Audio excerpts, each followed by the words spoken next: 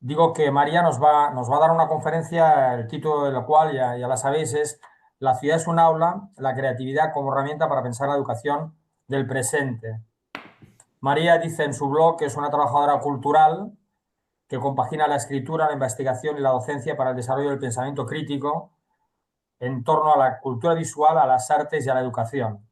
Desde el 2002 es profesora titular en la Universidad Complutense de Madrid, una labor que interrumpió desde 2018 hasta 2024, donde fue jefa de educación del Centro Reina Sofía, del Museo Reina Sofía. Estos trabajos los ha compaginado con el ejercicio colectivo de repensar la educación artística a través de pedagogías invisibles que muchos conocéis y hemos comentado algunas veces. Es autora de muchos libros, de libros como La educación artística no son manualidades, en ediciones Catarata del 2009, Art Thinking, que es como, yo diría, por favor, no os perdáis la oportunidad, es un libro de referencia, creo que absolutamente imprescindible. Art Thinking, cómo el arte puede cambiar la educación, y más recientemente Soberanía Visual, una guía para la autogestión de las imágenes. Pues yo no os digo nada más. Presentada María, por favor, María, muchas gracias por haber aceptado nuestra invitación y te estamos escuchando. Muy bien, pues muchas gracias Albert y Silvia por la invitación a este evento sobre ciudades educadoras, que me parece importantísimo. Y entiendo que la mayoría de las personas que estáis aquí sois técnicos de cultura y de educación de diferentes ayuntamientos, que es una figura a la que nunca he dado una charla, pero digamos que de alguna manera yo voy a entender vuestra figura profesional como casi como profesores, porque lo que os voy a pedir, y con esto me voy a ir ya a compartir, a ver, compartir aquí y esta, que va a ser la primera. Voy a pediros que durante esta media hora que yo voy a hablar hagamos siempre un paralelismo entre creatividad y arte y entre ciudad y aula. Es decir, que para mí las ciudades donde trabajáis son lugares de aprendizaje, por lo tanto pueden entenderse como aulas. Y en ese sentido, pues vosotros y vosotras sois como profesores, ¿no? Personas que estáis articulando todo lo que tiene que ver con la educación con respecto a las ciudades en las que vivís.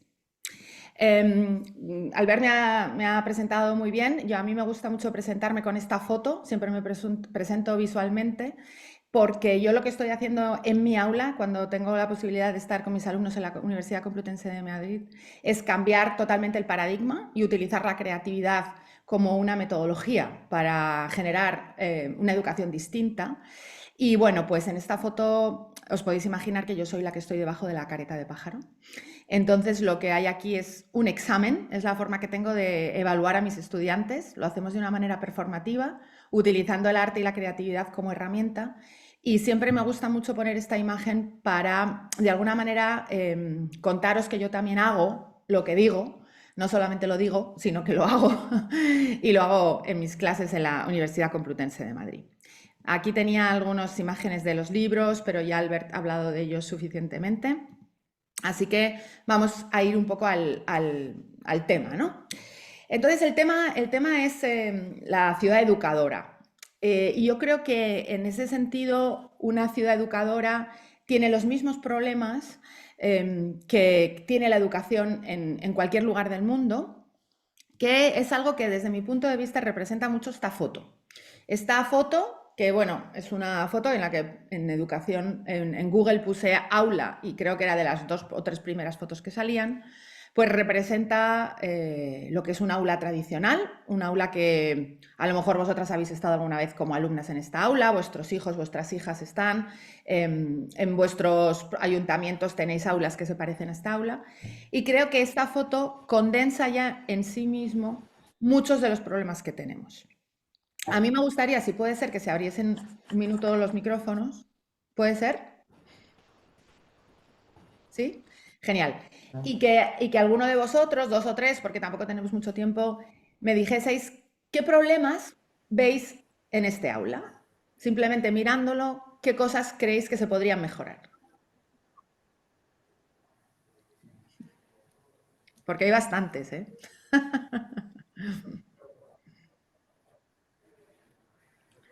A ver quién es la valiente. Començo jo, si voleu. Vale. Jo diria, de moment, la distribució de l'espai, no? En En castellà, sisplau, Clara. Què? En castellà. Ay, perdón. Yo diría la distribución del espacio, que ya nos dice que es la centralidad del profesor y todos los Exacto. alumnos pues, en fila escuchando a ver qué dice. Claro, entonces, por ejemplo, el espacio lo que está organizando es una dinámica de poder, ¿no? Una dinámica de poder en la que hay una sola persona que tiene el poder y otras que escuchan, ¿no? Entonces, efectivamente, el mobiliario es uno de los principales problemas que yo veo ahora mismo en la educación. Si queremos que la educación sea colaborativa, que las ciudades sean colaborativas, que las ciudades tengan ¿no? espacios abiertos, que la ciudadanía participe de las decisiones de las ciudades, pues este mobiliario lo impide. Es un mobiliario muy bueno, pero para conseguir una educación muy vertical y para hacer lo que todos sabemos que se llama lección magistral, ¿no? Pero si nosotros quisiésemos hacer una ciudad nueva, un aula nueva, este mobiliario no nos valdría. ¿Qué más cosas hay ahí así que merecen la pena reseñar? Trabajo individual en vez de colaborativo o por grupos. Exactamente. O sea, ese mobiliario no solamente favorece la verticalidad, sino el trabajo de cada niño de forma individual, cuando de nuevo está súper comprobado los beneficios de la inteligencia colaborativa y comunitaria, ¿no? Entonces, este mobiliario impide también la creación de comunidad en el aula y favorece la individualidad. Si queremos hacer ciudades con más comunidad, menos individualizadas, también deberíamos de cambiar el mobiliario de la ciudad o del aula. Y la última cosa, hay miles, pero ¿alguna más que os parezca reseñable?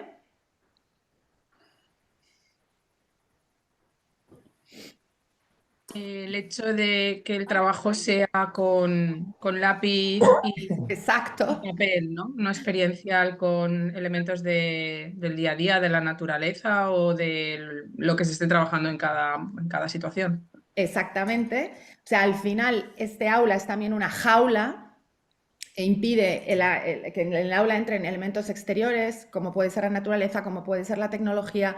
Yo no tengo nada en contra de los libros, me encantan, y el papel y el lápiz, pero lo que sí es verdad es que las aulas al final están un poco como fuera de contexto histórico, ¿no? Pertenecen como a un lugar un poco del pasado, cuando probablemente estos niños y estas niñas fuera interactúan con millones de dispositivos, ¿no? Entonces el aula se queda como una especie de cápsula del pasado.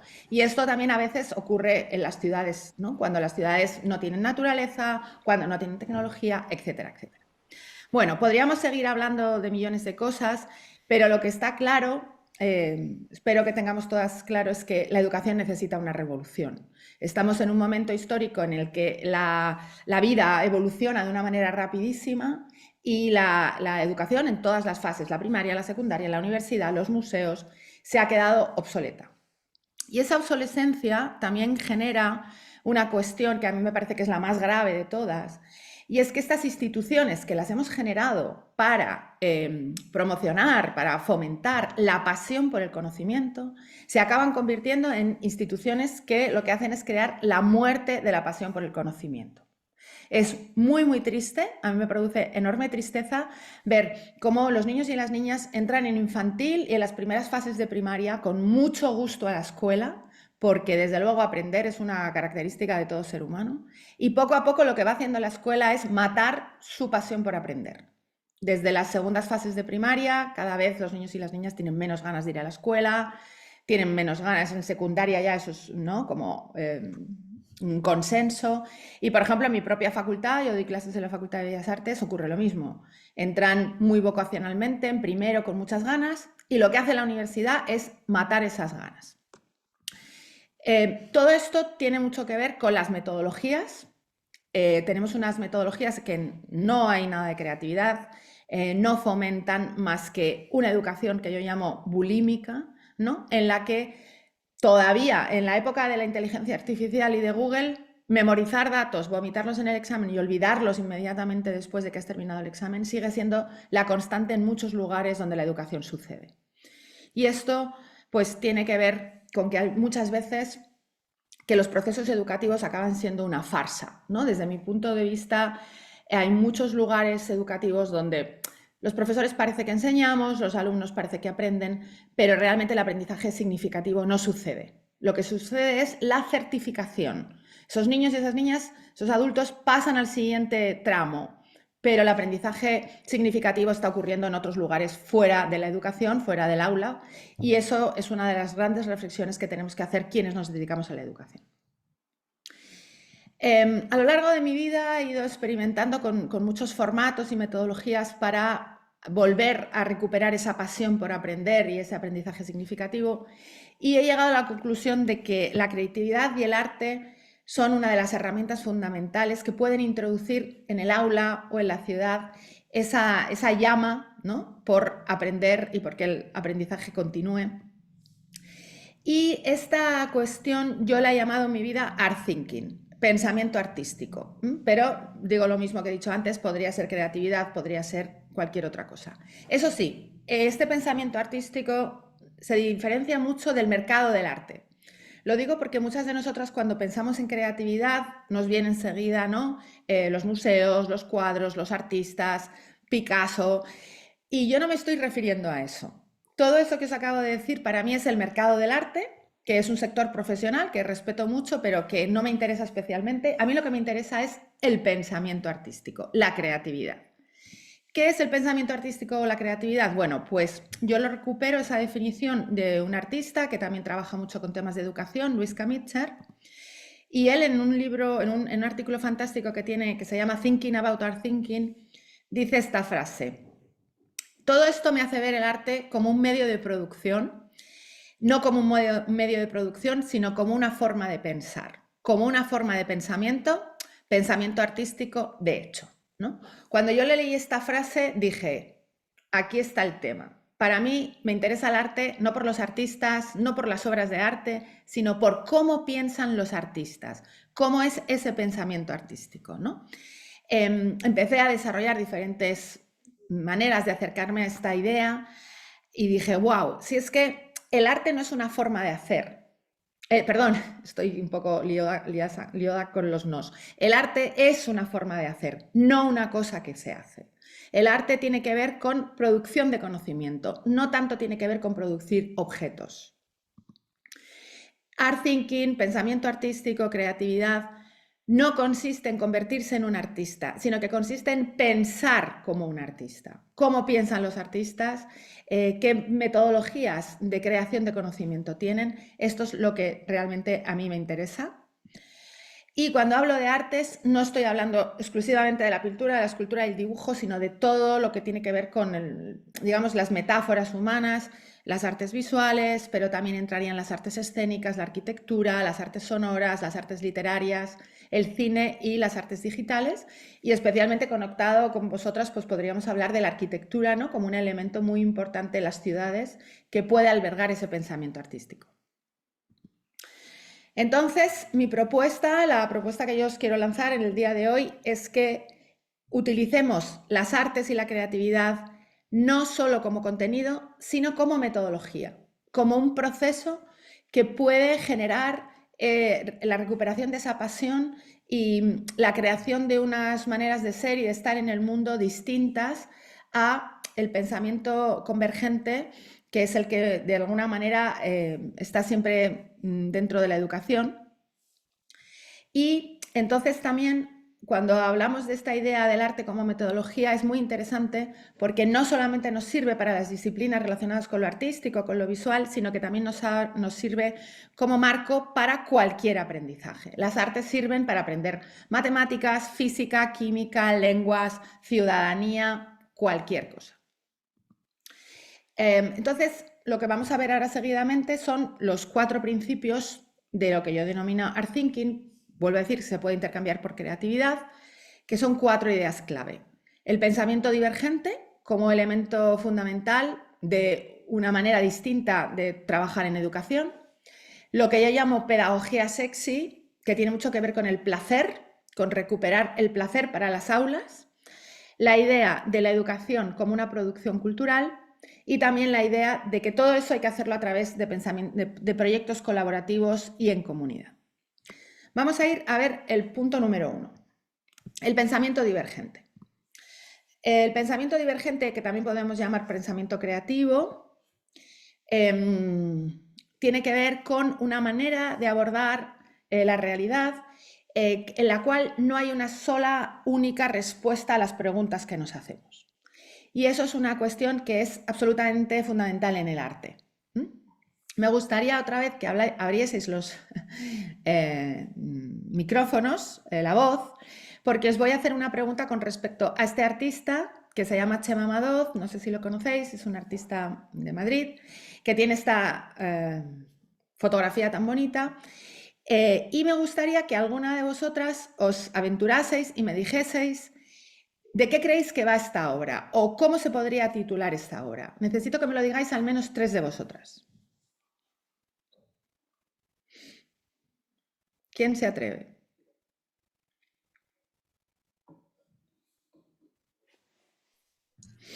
La jaula imaginaria. La jaula imaginaria, gracias Clara. ¿Otra más? Atrapando nubes. Atrapando nubes, fantástico. Y una más. ¿Quién quiere decir la última? La necesitamos muchísimo, no puedo hacerlo con 2 solo.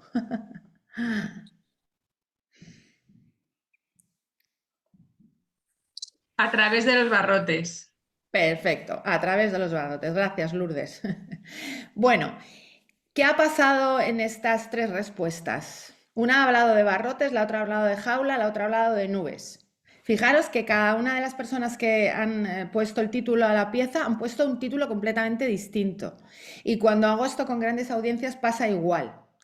Eso es justamente la creatividad, eso es el pensamiento divergente, que cada una de nosotras somos capaces de elaborar un pensamiento completamente distinto con respecto a esta imagen y eso es correcto y está bien.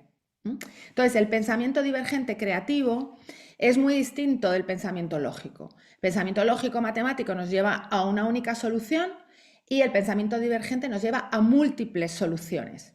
Y esa es una de las cuestiones por lo que es tan difícil evaluar en arte. Porque cuando estás en matemáticas todo el mundo llega a la misma conclusión y es muy fácil poner las notas. Pero en arte es muy complicado porque todos los estudiantes lo que hacen es elaborar conclusiones distintas.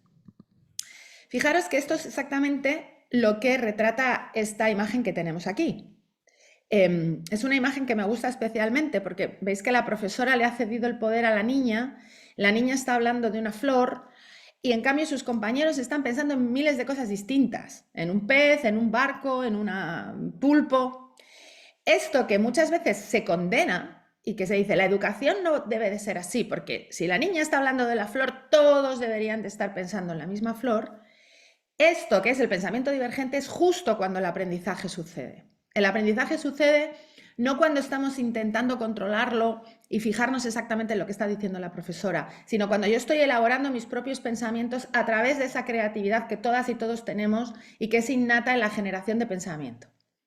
Entonces, uno de los elementos más importantes en educación es saber que lo que nosotros enseñamos no es lo que los estudiantes aprenden y nunca lo podrá ser.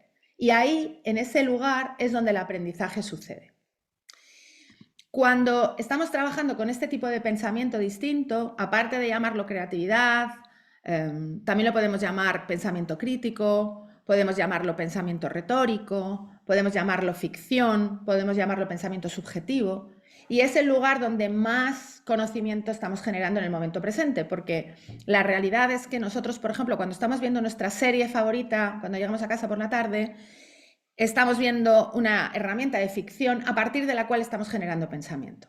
Es decir, el pensamiento ya no está en las aulas, está en todas partes, vamos, nunca ha estado solamente en las aulas, pero ahora mismo está en las redes sociales, está en TikTok, está en la inteligencia artificial, está en el cine, está en miles de lugares que tienen que ver con la ficción. Si este pensamiento divergente lo pasamos a la educación, os voy a poner un ejemplo de unas artistas que fueron invitadas a dar un seminario de una semana en una escuela de secundaria. Estas artistas forman un colectivo que se llama Núvol y querían trabajar con el pensamiento divergente en esa escuela. Para llevarlo a cabo, tuvieron que utilizar la creatividad y dijeron, bueno, supuestamente vamos a esta escuela y todo el mundo va a estar esperando a que, como somos artistas, pues hagamos un mural, una escultura. Pero a estas artistas les interesa, bueno, esta idea del pensamiento crítico y dijeron, vamos a hacer otra cosa. Vamos a trabajar sobre esos conocimientos que hay en las aulas, que tienen los estudiantes, pero que nunca salen en los libros de texto. Y pensaron, ¿esos conocimientos dónde están? Y dijeron, están normalmente en un sitio, que es la hoja de atrás. Les pidieron a todos los estudiantes que les enseñaran la hoja de atrás de sus cuadernos, y en las hojas de atrás de los cuadernos, como podéis ver en esta foto, lo que sale, pues es lo que sale en la hoja de atrás, evidentemente, ¿no? O sea, bromas, corazones, genitales, me gusta no sé quién, es decir, todos aquellos conocimientos que realmente son los que les interesan a unos adolescentes, ¿no? Entonces, estas profesoras artísticas, fijaros cómo cambiaron la voluntad y el espíritu de la clase, cómo consiguieron involucrar a los estudiantes, consiguieron crear comunidad. Además, hablaron de un arte muy importante, que es el arte de archivo.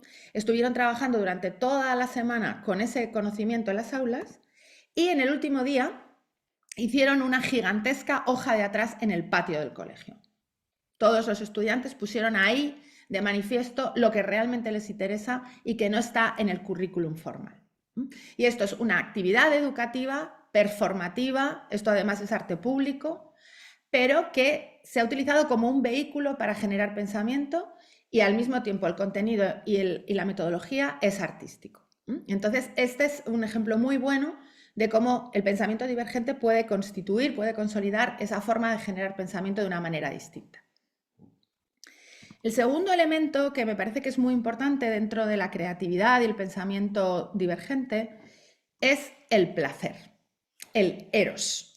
Es una cuestión que es muy revolucionaria porque todas tenemos en nuestra cabeza que para conseguir conocimiento necesitamos esfuerzo y fijaros esa frase que a mí me han dicho muchas veces de pequeña de la letra con sangre entra, ¿no? Es decir, aprender es pasarlo mal. Yo creo que jamás se puede aprender pasándolo mal. Para aprender hay que pasárselo bien. Y aquí es donde está mi reivindicación, que además está apoyada por la neurociencia, afortunadamente.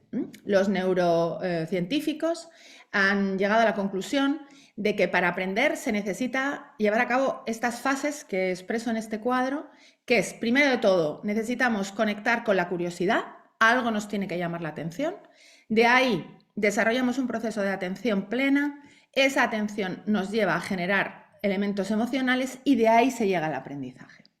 Entonces, en una clase en la que estamos aburridos, en una ciudad en la que estamos aburridos y que no ocurre nada interesante que me capte la atención, nunca jamás voy a aprender. Y desgraciadamente esto es lo que está pasando en muchas de las aulas que tenemos a nuestro alrededor. Para llevar el placer al aula tenemos que utilizar el asombro, la sorpresa, lo inesperado, la improvisación, el secreto y lo extraordinario, que si os dais cuenta son elementos que están muy presentes en las artes escénicas, en el cine, ¿no? Cuando vamos a ver una película, cuando vamos a ver una obra de teatro, cuando estamos viendo una serie y los de la serie nos hacen el cliffhanger, ¿no? Nos dejan en suspenso para que vayamos al siguiente capítulo, esos que están trabajando con el asombro y la sorpresa, ¿no? Y entonces tú te quedas ahí viendo la serie, aunque tengas que levantarte a la mañana siguiente muy temprano, porque lo inesperado y el secreto están entrando en funcionamiento. Entonces, estos elementos que son tan claros en las artes, mi propuesta es que hay que llevarlos al aula también. Hay que llevarlos a través de lo que yo llamo los detonantes, elementos que se pueden colocar al principio, durante o al final de la clase y que, por ejemplo, pues pueden ser sencillamente algo tan fácil como llevar una máscara a clase y generar un performance. O en este caso que tenéis aquí, en una de las escuelas de arte que yo he hecho, era un montón de profesores trabajando la geometría, pero a través del cuerpo. Entonces ese material que tenéis, ese plástico, que es el plástico de embalar, lo cambiamos de lugar y generamos una experiencia artística para aprender geometría. También esto ocurre cuando llevamos a las aulas elementos extraños, que no son los habituales, como por ejemplo un espejo, o cuando hacemos algo tan sencillo como cambiar el mobiliario del aula. esta es mi clase en la universidad. Fue un día que a mis estudiantes les dije que íbamos a poner una película, íbamos a ver una película en clase, y cuando llegué lo que ocurrió es que mis estudiantes me sorprendieron a mí porque habían cambiado el mobiliario y habían generado este mobiliario, ¿no?, para hacer ver la película mejor, ¿no? Habían puesto las mesas al fondo, con lo cual habían conseguido 3 niveles, y en el primero pues veis que además habían dado la vuelta a las sillas, ¿no? Este es muy buen ejemplo de la creatividad y el pensamiento artístico entrando en funcionamiento, empoderando también a los estudiantes y generando una comunidad de personas que piensan y que además generan ese asombro y ese placer que estamos demandando que tiene que volver a la educación. El punto número 3 tiene que ver con el empoderamiento de las personas que nos educamos en educación casi como artistas, es decir, que nosotros, yo propongo que digamos, mi clase es mi obra, y que vosotras, que sois técnicas de ayuntamiento, digáis, mi ciudad es mi obra de arte. Una ciudad puede ser una obra de arte del técnico de educación, ¿no? Porque, ¿qué diferencia hay entre ser técnico de educación en un ayuntamiento a ser artista? Desde mi punto de vista no hay ninguna. Lo único distinto sería el proceso de legitimación de los artistas, que tiene que ver con los museos. Pero en todo el proceso de creación es exactamente el mismo, ¿no? Entonces, yo demando mucho y sostengo mucho la idea de que la educación es un trabajo cultural. Las personas que nos dedicamos a la educación, los profesores, sobre todo las profesoras de infantil y primaria, que para mí es el trabajo más político y más importante que hay en una sociedad, son trabajadoras de la cultura, de la misma manera que los novelistas, los que hacen cine, los que hacen obras de teatro, ¿no?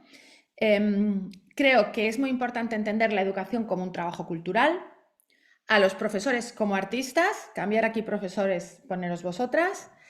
Creo que también es muy importante entender que los estudiantes también son artistas y que los formatos pedagógicos los podemos entender como formatos artísticos.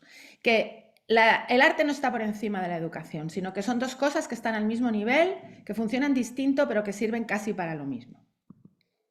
Entonces, si esta idea la pasamos a la educación, vamos a ver que hay muchos artistas y pedagogos que hacen prácticamente lo mismo, y he seleccionado el trabajo de esta artista brasileña, Ligia Pape, porque también es una actividad que se lleva a cabo en las ciudades, es un performance que necesita salir de la institución, muy bonito, que se llama Divisor. En este performance, el artista lo que hace es reunir a muchas personas, algunas veces se han hecho divisores de 300 y 400 personas, que caminan juntos debajo de una misma sábana. Esa sábana ha sido cosida y al mismo tiempo ha sido horadada.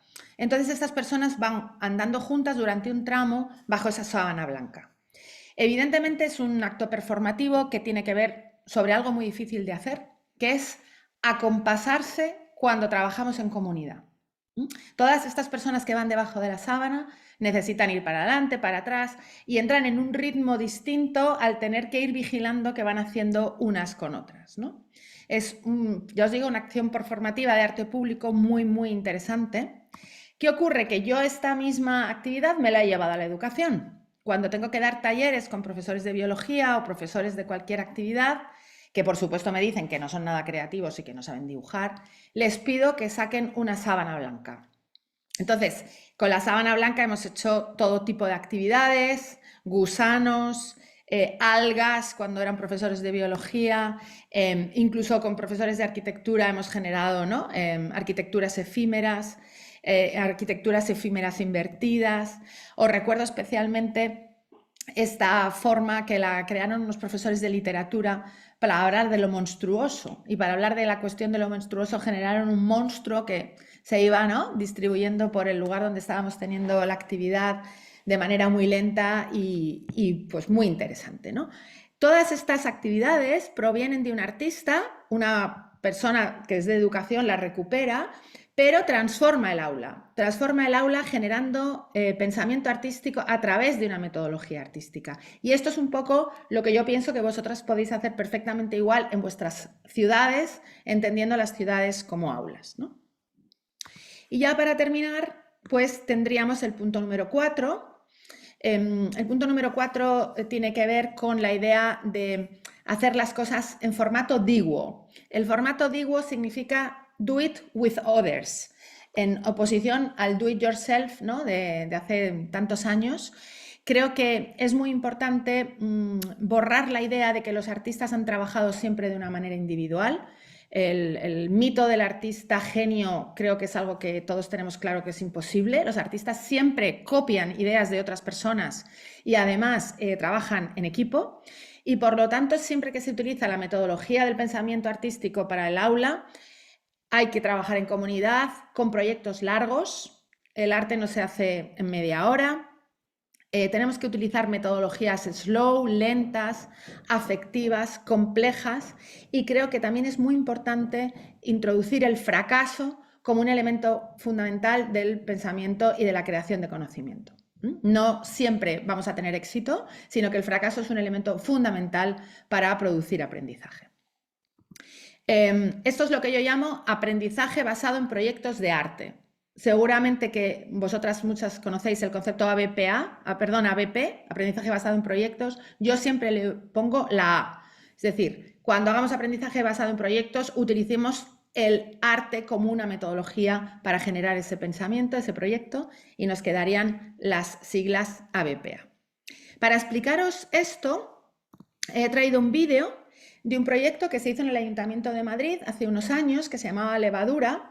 Es un proyecto que fundamentalmente trabaja con el pensamiento divergente. Consiste que un artista va a un aula y lo que hace es crear colaborativamente con el profesor y con los estudiantes una obra de arte durante todo el año académico. Esto dura 9 meses y es muy importante que os deis cuenta que lo que vais a ver ahora es un vídeo en el que los niños participaron en la creación de la letra, crearon en la coreografía y también en la edición del propio vídeo, ¿no? Entonces, en todo ese proceso se hizo en comunidad, profesor, estudiantes y artista durante un año.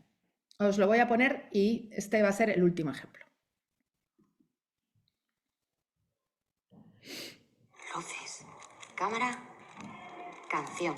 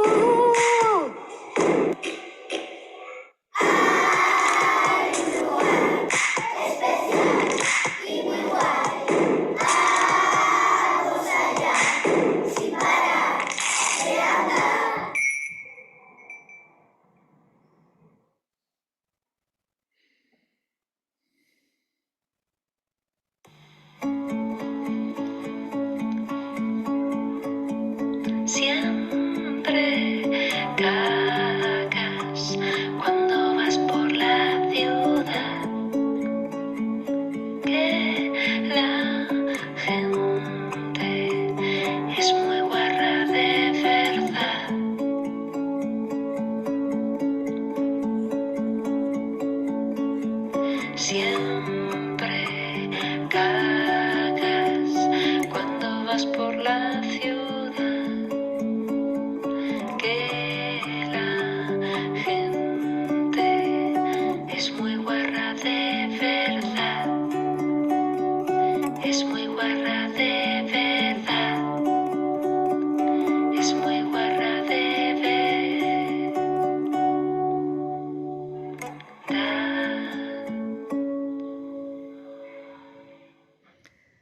Pues aquí tenéis un proyecto realizado colaborativamente con el Art Thinking como elemento principal, realizado por el Ayuntamiento de Madrid en colaboración con Conde Duque y que tiene un poco, ¿no?, condensa muchas de las cosas que hemos visto y que tienen que ver con la creatividad y en este caso además con las ciudades.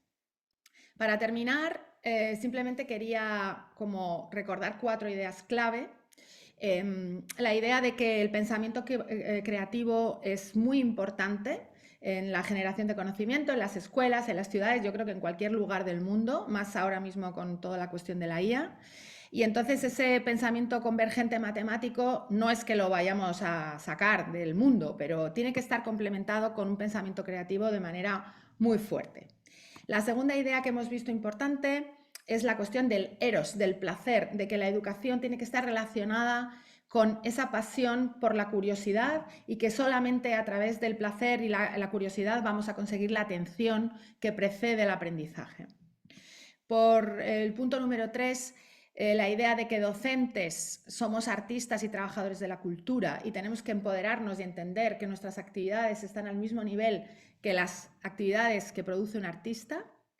Y por último, la idea del DIWO, de hacer todo esto de manera comunitaria, con proyectos largos y haciendo las cosas, ¿no?, como de manera afectiva. Como yo me considero un artista, voy a terminar de una manera también artística. Me gusta mucho terminar con una metáfora, que es la de la tormenta de nieve. Cuando estamos en un lugar que va a empezar a nevar, muchas veces dudamos de que eso ocurra, pero poco a poco vamos viendo cómo cada vez caen más copos de nieve. En un momento dado la tormenta se instala y cada vez hay más copos más grandes, cada vez nieve más, hasta que al final la tormenta cesa y lo que acaba es cubierto el suelo de nieve, ¿no?, y se ha transformado completamente el paisaje. Pues esta es un poco la idea que a mí me gustaría dejaros para vuestro trabajo dentro de esto de las ciudades educadoras. Como técnicos de educación, como profesores, somos un poco esos copos de nieve. Si estamos trabajando de manera aislada, va a ser muy difícil que lleguemos a hacer este cambio de paisaje, pero si trabajamos juntas, entre todas nosotras, yo creo que sí que es muy probable que podamos cambiar de alguna manera la educación. Y con esto termino. Muchas gracias y espero que haya sido interesante la charla. Pues seguro que lo ha sido. Muchas gracias, María. Y ahora me gustaría, pues, María tiene un tiempo limitado porque tiene que acudir a otras conferencias, a dar otros trabajos, y, o a la universidad, no sé exactamente, pero tiene un tiempo que todavía nos puede dejar y dar unos cuantos minutos para poder hacer preguntas, para poder hablar con ella, que seguro que estáis, ahí tenéis ideas o propuestas o comentarios, simplemente a las reflexiones, a lo que nos ha contado. Adelante, ¿quién empieza? No os veo, pero... La primera pregunta siempre es la que más cuesta. Siempre es la que más cuesta, pero yo sé que Pilar, que ahora no la veo... Yo estoy por aquí. muy bien, Cristina, Albert, adelante. sí. Cristina. No, que me ha hecho gracia como María has acabado, ¿no?, con esta metáfora, ¿no?, de tormenta, de nieve, ¿no? Sí, porque nosotros, bueno, yo estoy en Sant Cugat, en un espacio municipal que se llama Taller Triangla, y ahora a final de curso es como un extraescolar, ¿no?, que utilizamos, bueno, creatividad, artes plásticas, y siempre a final de curso, sobre el mayo, hacemos una exposición con trabajos e intentamos explicar, más que un espacio para ver los trabajos que se han hecho, ¿no?, aprovechar para explicar cómo trabajamos, un poco, bueno, explicarnos, ¿no?, como espacio. Vale. Y este año hemos titulado Pluja Fina. Lluvia fina. Sí. Y me ha hecho gracia porque la idea era esta, ¿no?, de ir cayendo, ¿no?, hacer esto, tú no te das cuenta, pero eres insistente, tú confías, vas haciendo y al final salen cosas, ¿no? Claro. Y bueno, me ha gustado mucho, pero digo, ostras, pues es realmente esa imagen, ¿no?, que buscábamos también. Claro, y esa imagen también reproduce eso que has dicho, que es muy interesante, de que el final es la representación del proceso. O sea, yo creo que no hay que darle tanta importancia al final, sino a todo lo que ha ocurrido todo el año, que seguro que estáis haciendo talleres súper Claro. interesantes, ¿no? Y ese momento es un momento de compartirlo, pero no es el objetivo, que esto era un poco lo que ocurría antes en la educación artística, ¿no? Se trabajaba para la exposición, siguiendo los dictámenes de cómo se trabajan los artistas y los museos. Y ahora lo importante es el proceso. Y lo importante es lo que ocurre y lo que aprendemos en el proceso y no tanto el resultado. Ese es un giro muy grande en la idea de entender la educación artística ahora mismo. Y el hecho de que, o sea, pero tiene importancia porque nos ayuda a explicarnos también, Claro, ¿no? claro, O sea, claro. si lo utilizas desde esta visión, ¿no? Eso sí. Claro.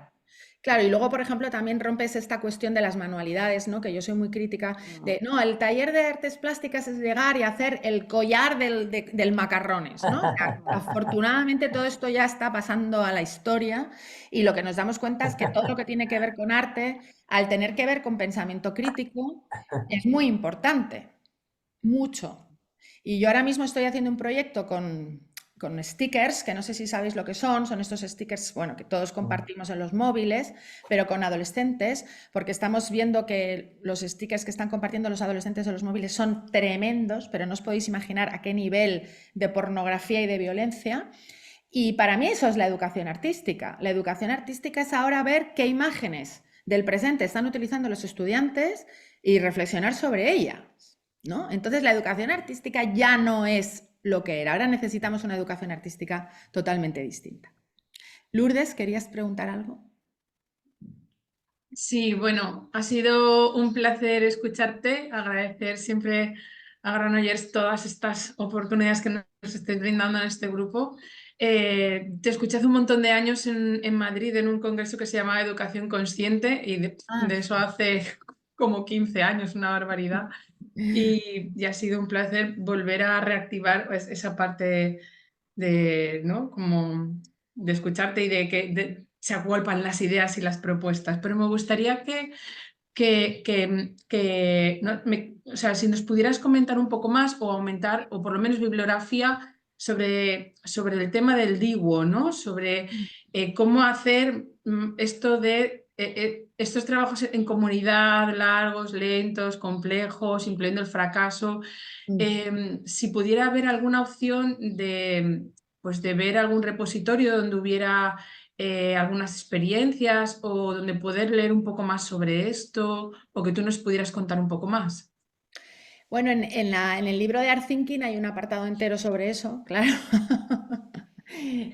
Y luego yo creo que últimamente, es que estoy mirando aquí en la bibliografía en mi casa, pero hay muchos libros que hablan sobre la colaboración, porque la colaboración es un elemento muy, muy importante. Entonces, por ejemplo, este que acabo de coger, que es un libro editado por Matadero Madrid, precisamente, por Intermediae, que es un proyecto del Ayuntamiento de Madrid, se llama La colaboración en disputa, investigación artística y prácticas situadas. Y es un libro que trabaja sobre diferentes proyectos que se han hecho colaborativamente en diferentes ciudades de España.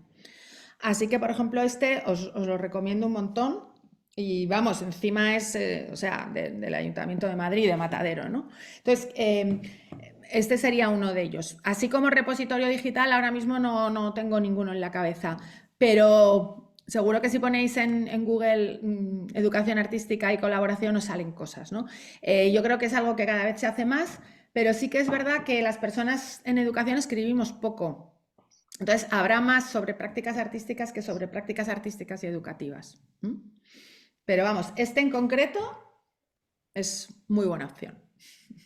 Sí, para mí, o sea, saliéndonos, entiendo, ¿no? el marco de la conferencia, ¿no? Pero yo como intentándomelo llevar a otros proyectos educativos donde no sé, algo muy concreto, ¿no? Vamos a hacer dentro de poco una jornada con profesores para compartir unos proyectos de una convocatoria que hemos sacado y yo estaba pensando cómo organizar este proyecto desde esta forma de trabajar, ¿no? Cómo organizar esta jornada de presentación de los proyectos que ha hecho cada centro desde esta metodología DIWO, ¿no? Entonces, para no ir a los paneles de siempre, para no ir a la misma estructura visual de siempre, ¿no? Y es verdad que, claro, porque yo no estoy a lo mejor tan familiarizada con el arte, pero sí con el pensamiento divergente, entonces es como combinar todo eso y a veces por eso de que es más fácil o a veces ver otra cosa te invita a que tú te lo lleves a tu lugar, Sí. no espero que se me ocurra una idea genial, pero sí viendo otras cosas la posibilidad de que se nos pueda ocurrir en el equipo algo diferente que sea en esta línea de trabajo, ¿no? Y que ya nos permita entrar también en la Claro. línea de trabajo del grupo de ciudades educadoras con las cosas más prácticas. Pero mira, Lourdes, yo te recomiendo una cosa muy sencilla y es que utilices el baile como metodología. O sea, si tú haces un encuentro en el que todo se vehiculiza a través del baile y la música, te aseguro que vas a tener un éxito arrollador. Porque, o sea, simplemente es coger ese formato y decirlo, en vez de hacerlo de una manera, como has dicho, clásica, ¿cómo podemos organizarlo para que haya una música al inicio? Dentro de esa música puedes organizar un pequeño coro que sea a través de las presentaciones. Luego hacemos, yo qué sé, ponemos una jota y bailamos una jota tal. Después hay unas canciones pop y tal. Yo siempre que utilizo el baile me funciona súper bien, hay cuerpo, el conocimiento se expande, aparece el placer, todas las cosas que hemos dicho. Puedes pedirles a ese grupo de profesores que hagan una lista colaborativa en, bueno, digo Spotify, como puedo decir cualquier otra cosa, entonces ya les estás introduciendo en el concepto del diwo, porque ya ellos están eligiendo la música, no la está eligiendo el equipo educativo. Entonces, yo lo que te invito es a que tú explores tu creatividad. Es que seguro que se te ocurren muchísimas cosas, pero claro, el peso del formato tradicional es tan grande que muchas veces no nos dejamos hacer cosas nuevas que son mucho más sencillas a veces, porque para esto lo único que necesitas es unos buenos altavoces, que seguro que los puedes conseguir, y un espacio un poco diáfano, ¿no? O sea, si hay que bailar, pues, pero seguro que lo tienes. Ahora, date la oportunidad de no saber muy bien qué va a pasar. Cuando hablamos de la improvisación, es eso. Vale, voy a organizar esto a través de bailes. No sé cómo va a funcionar, pero es que te aseguro que va a funcionar mejor que lo otro. Entonces, tú también metes eso en tu metodología, metes el fracaso. Oye, no sabemos cómo va a funcionar esto, igual es un desastre. Pero entonces hablas del fracaso, ¿no? Entonces, pues el baile puede ser una opción, la música, la creación de un mural colaborativo para explicar los proyectos. O sea, hay miles de formas artísticas. El ejemplo que os he puesto de la hoja de atrás es eso. Ese proyecto es muy interesante y lo único que se les ocurrió a las profesoras es, vamos a trabajar con la hoja de atrás. No necesitaron, no sé, cómo comprar acuarelas, que es lo que siempre se piensa, ¿no? Cuando vamos a hacer un proyecto artístico hay que comprar materiales. No, ya está ahí. Pero vamos, el baile nunca, siempre funciona. Vale, pues igual da para alguna pregunta más, Albert. Yo soy Pilar, no he conseguido ver dónde pedir la palabra, vale, lo de la mano. siento. Pilar, vale. Genial. Adelante, Pilar. Gracias por darme la voz. A ver, me queda con la historia del proceso, compartir el proceso, pero compartir el proceso es algo complejo. Me quedo ahí dándole vueltas. Estoy pensando ahora mismo, nosotros estamos pensando en IBI, en reconvertir una escuela municipal de pintura en algo distinto. Ajá. Y nos perdemos continuamente porque es muy difícil, María, tú lo sabes, salir de nuestro sitio donde estamos. Y nosotros no estamos con el arte cada día y no estamos ahí pensando de manera diferente, sino todo lo contrario. Es que estamos precisamente preparados para lo contrario, para ir haciendo un proyecto donde tiene un inicio, un desarrollo y un fin, y que todo esté más o menos cerrado. Y lo que acabas de decir de improvisemos, me encanta, pero nos da pavor que la cosa salga mal, que es salir mal. Pero es que nunca es que salga mal, es que sale distinto. Sale distinto, efectivamente, pero porque tú tienes una mente que piensa continuamente de forma artística y entonces tú no te quedas en sale mal, sale distinto y con eso trabajo, porque es mi material de trabajo. Claro que sí, lo que ocurra durante ese proceso que hemos compartido y qué tal. Y nos enfrentamos después también a esta cosa de la ciudadanía, ¿no? Y de, en fin, que nos da un poco de pavor realmente, yo creo, ¿no? Pero Pilar, fíjate que todo lo que has estado contando son miedos, no has contado ninguna potencia. O sea, hay que dejar de hablar desde los miedos y empezar desde las potencias, ¿no? O sea, si haces una Claro. escuela que o sea, la pintura es un elemento muy concreto. Imagínate que fuese eso, una escuela de artes en general. Y en esa escuela de artes lo que se hacen son debates y se hacen grupos de lectura y se hacen performances y se hace todo eso y además se hace en colaboración con la escuela municipal, con el teatro municipal. Hay un caso súper bueno de colaboración de todos los equipamientos culturales de una ciudad, que es la de la ciudad del Prat, ahí muy cerca vuestro, ¿no? Entonces lo pones en colaboración. Es que eso va a funcionar siempre mejor que una escuela de pintura. Ya. Perdóname, hay 200 No, sí, está claro. ¿Sabes? Entonces, Está además, claro. una escuela que es de artes en general y que fomenta el pensamiento crítico y artístico y pone películas, pero se ven, pero es que es mucho más interesante que enseñar a unos niños a hacer de Picasso, que es básicamente lo que son las escuelas de pintura. Entonces, creo Totalmente. que necesitamos técnicos valientes. Es que necesitamos que los técnicos de cultura os arriesguéis a hacer cosas distintas. Si no, la educación va a ser siempre la misma y ya hemos visto que no está funcionando y cada vez va a funcionar. Igual los museos también, ¿no? Quiero decir, Por todos los supuesto. programas educativos de los museos, que me gustaría que hablaras un poquito de tu experiencia que tuviste en este sentido. Porque no solamente son las exposiciones, sino todo lo que hay que desarrollar educativamente para la exposición, claro. Que, a ver, para mí un museo, el eje del museo no son las exposiciones del arte, es la educación. O sea, un museo tiene que servir para educar a los públicos, ¿no? Y entonces ahí también hay que cambiar las metodologías. Cambiamos todas las metodologías de arriba abajo. Cuando yo llegué había visitas guiadas, que son también una cosa decimonónica. Y transformamos las visitas guiadas en unas experiencias muy cercanas a las artes escénicas. Por ejemplo, con bachillerato hacíamos una cosa que se llamaba Brillante Maravillosa, con un colectivo que trabaja con una metodología que es cine sin película. Entonces se generaban películas pero sin voz. Y bueno, una cosa, ahora no la puedo explicar, no tenemos tiempo, pero interesantísima. Y los alumnos de bachillerato que llegaban, ¿no?, sin parar de hablar y tal, les decíamos a sus profesoras, esta actividad es en silencio. Y nos decían, imposible, no se va a conseguir tal. Y lo conseguíamos, porque las artes escénicas capturan esa curiosidad y hacen que los adolescentes al final se callen y presten atención. Pero en una visita guiada no hubiéramos conseguido eso bajo ningún concepto, ¿no? Entonces yo creo que también, no sé exactamente lo que estáis trabajando en esas ciudades educadoras, pero se necesita arriesgar. Ahora mismo tenemos que arriesgar para evolucionar, porque si no evolucionamos en estos momentos, ¿cuándo vamos a hacerlo? Ya. Y si la IA lo va a cambiar todo en educación, no va a servir de nada lo que tenemos. Lo que va a servir es la experiencia, el proceso, el conocimiento crítico, el placer. Eso es lo que va a servir. Yo te animo muchísimo a que le des una vuelta muy loca, cuanto más arriesgada. Y bueno, lo que también puedes hacer es trabajar con artistas locales de tu comunidad, que forman un equipo de trabajo, ¿no? Tenemos alguno por aquí que está participando de tu conferencia, porque se lo mandé y se lo mandé a las personas de los museos también. Claro, pues esas son, crear un equipo de trabajo para generar una nueva escuela de artes sería también llevar a cabo un ejercicio de democracia, de colaboración, ¿no? Entonces hay muchas cosas muy bonitas ahí incluidas. Sí. Gracias. A ti. Bueno, pues yo creo que, María, muchísimas gracias. Creo que